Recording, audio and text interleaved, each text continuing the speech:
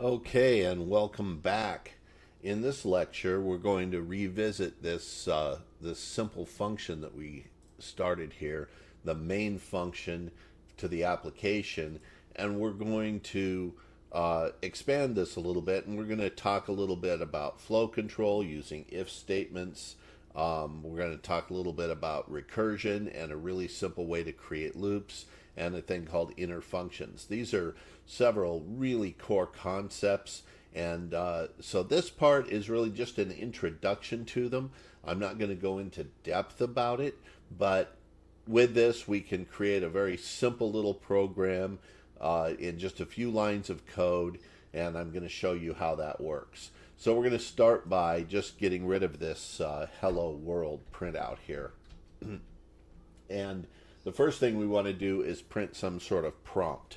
So we'll do this really simple, just a straight through thing first, and do some input output, and then we will expand upon it. So to print out to the screen, just like the hello world was, the call is printfn.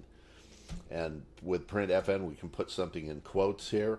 Oh, by the way, I mentioned this, functions don't require parentheses around their parameter list, and they don't require commas between parameters. Multiple parameters can be placed on the line along with the function, and I'll show you that, and we'll see examples of that as we go through this. So the first thing we're going to do is say enter a phrase, I guess. We'll start with that, and then we can do something like let line equal console.readline. So console is a .NET framework function within the system namespace. We've got system open up here. So console is that same console call that you would do in C#, and we're calling the readline method on that, and that will assign the value of whatever you type here to line. And we're going to talk here in probably the next lecture about the difference between values and variables, but for now, this let means line is a value. And then we can come down here and go printfn, you entered,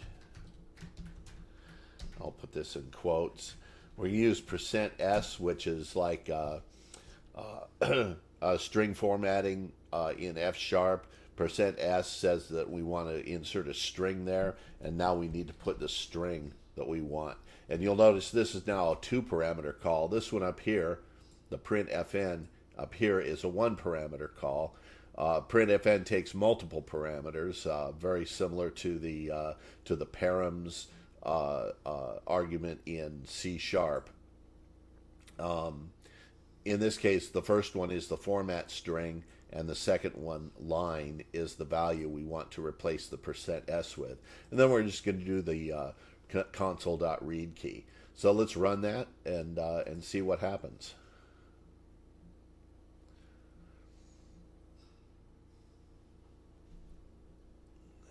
It says enter a phrase. So let's enter something. This is a test. And we hit it, and it says you entered, this is a test. Very simple and straightforward. We're just getting something into the command line. Now let's suppose that when you enter this, we want to test something about it. Make sure you entered enough. So let's inform the user must be greater than 6 characters long. Okay, so now we've told them what the rule is. It must be greater than 6 characters long. So let's test it.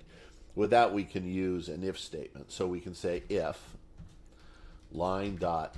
Now, line is a string. We know it's a string because it's coming from readline. And line dot length is the length of it. Then, greater than 6. Then, and we said our rule was it must be greater than 6. So we're testing here, greater than 6. We'll print something out. Printf and correct length, colon, and we'll do another, we'll still supply the string that they put in, line. Else printfn. I said the phrase must be greater than 6 characters.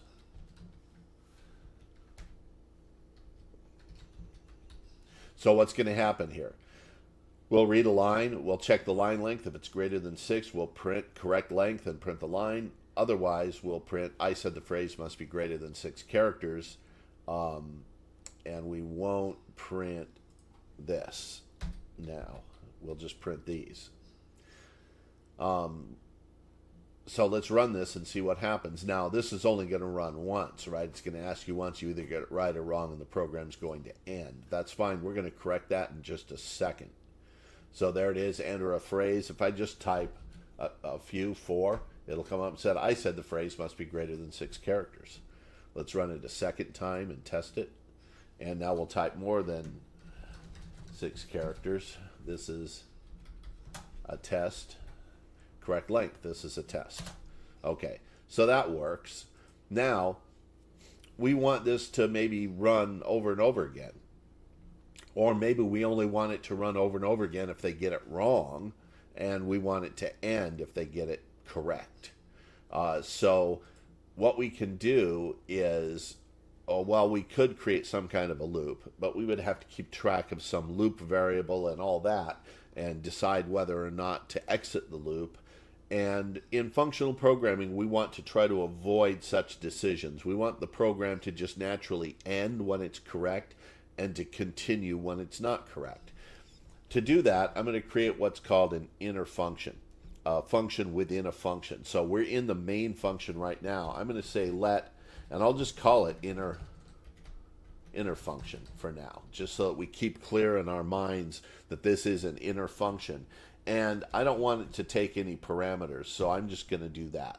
And that I'll explain that in more detail, but that basically is called unit, and it says I don't want anything or I don't return anything. Either way, it can be used in either context. So this makes sure this is a function, not just an ordinary value, and it returns unit. So inner function is going to have all of this stuff in it, and we'll just tab this stuff in, and that stuff is now within this inner function. Now we can call this inner function from down here, inner function, and we'll put this to make sure it knows. And this will now just define this. When this executes, this will be defined as an inner function, and then this will be called from here, and it'll call it and run it. But this would behave exactly like the other one did. This won't loop in any way. What do we need to do to make it loop? Well, to make it loop, we need to make it recursive. And we do that, we have to specifically state that we want it to be recursive with the REC, or recursive keyword, right after the let. This allows us to call this function from within this function. Now, I know what you're thinking. You're thinking, boy, recursive calls are dangerous because they can stack overflow. If it calls too many times a recursive function, it'll blow the stack and we'll get a major exception in a really bad situation. And that's true of recursive functions in general. However, F# has this capability that is called tail recursion. And when you do tail recursion, then it's not really using the stack. In fact, it's clearing the stack before it makes every call. The stack is completely empty, so there's never a stack overflow. You can call it you can recurse as many times as you want. What does it mean to be tail recursive? It means that from the recursive call, there is nothing left to do afterwards except return from the function. That means that the recursive call needs to be the last thing in a particular chain, so that if the recursive call returns, there's nothing left to do in the function. Since there's nothing left to do in the function, there's no need to keep any state around, so the stack can be removed before the recursive call is made. And we can do that right here by calling inner function when it's wrong. Oops, and I need to put these little things after it. This is the one case of parentheses where you definitely need them, is when you want to ensure that you are sending a unit or passing no. You're calling a function, but you're passing no parameters to that function. There are some other cases where we don't do that, and I'll point those out when we get to them. So what is this doing? This is defining a function, an inner function called inner function, and it's recursive, and it takes no parameters. That function is being called from down here, so it's just being defined here, and when the code gets to here, it'll call it the first time. It'll print this out, it'll get the line, it'll test the line, and if it's correct, this will simply return. Inner function here will return, and we'll do our read key and wait for the program to exit. In fact, let's add one more line of code here. Let's add a printfn done. Press any key to exit. That way we know we're not just in another loop, that we are in fact ready to exit the program. So if it's correct, it just returns, and it returns from an inner function, and this will run down here. If it's wrong, it'll print this out, and it will call inner function. Now this is the very last thing. There's nothing after it, so there's no reason to keep any state around. So the compiler will remove the stack before making this one, and a new stack will be created and pulled up here. You will never get a stack overflow. This can run loop as many times as you want. It will never stack overflow, and that's a key area. We'll talk more about it in future lessons. So let's run this now and see what happens. So it's asking me to enter a phrase must be greater than 6. Let's enter something wrong. Let's enter 2. I said the phrase must be greater than 6 characters. Enter a phrase. Let's enter 4. It still said, I said this phrase must be greater than 6 characters. Enter a phrase. So let's type 6 exactly. Hey, it's got to be greater than 6, not just 6. So let's type, this is a test, and this should be good. Correct length, this is a test, done. Press any key to exit, and the program exits.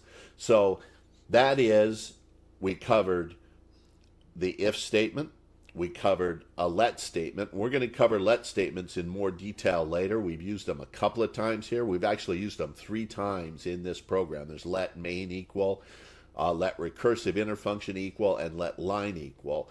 Those look like they're slightly different things, but they're actually just creating values. All 3 of them are, and I'll explain what's meant by a value in the next lecture. For now, what we covered was the basic use of let. With let, you can create values, you can create functions. Really, those are the same thing, but we'll talk about that. We covered the if statement. If statements can check for something, and they have 2 paths, a then path and an else path. And we covered recursion. And recursion and tail recursion are an important theme that we're going to use often to avoid such things as for loops. Also in a later lecture, probably in the next lecture, when we talk more about recursion, we'll talk about passing some state around through that recursive call. And as long as we're doing a tail recursion, we can pass state, and it'll appear on the new stack, and it'll be some new state for it to do, and this is how we can like accumulate values or keep track of values and so forth during recursive calls. So that's it for this lecture. I hope you enjoyed the lecture. We'll be doing more with this, but in the next lecture we're going to start off doing some scripting and showing how the interactive works and how we can test code before we build it into an actual application. Thanks for listening, and I look forward to seeing you in the next lecture.